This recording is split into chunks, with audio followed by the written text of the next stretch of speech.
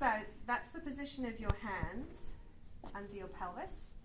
So the idea is your sacrum is sitting in the center of the diamond, and I've got reasonably equal pressure on my thumbs and the tips of my fingers.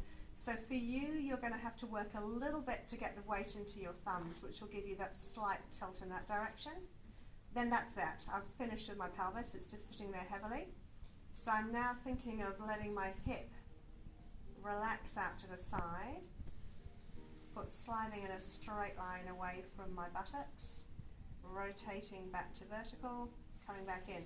So the idea of this is I can feel the weight of my pelvis is exactly the same the whole time I'm moving my leg, and I've got a sense that I'm just letting the front of my hip release and move. Now with your breath you can play with it, so you could be breathing in and breathing out, or do the opposite. Okay, so that's your psoas exercise.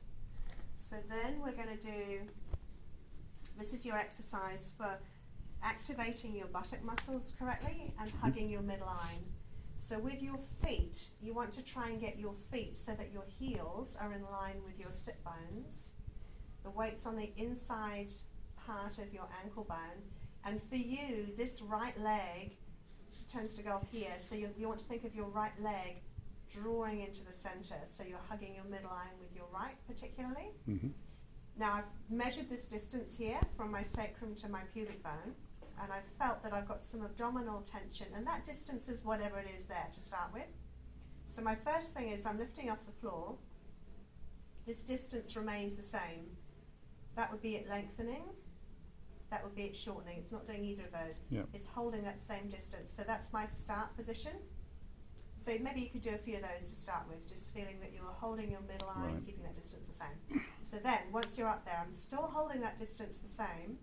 I'm hugging the midline with my right leg, so that when I lift my left, I'm not going off to the side here. So I'm just thinking what you might want to do is get up there and then even put your fingers Yep.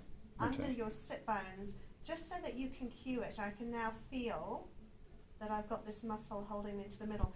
And also doing it with your elbows down like little stabilizers might be a good idea, so you don't get a massive hamstring cramp. Right. Okay. Get something wide enough so that I've got quite a narrow pelvis.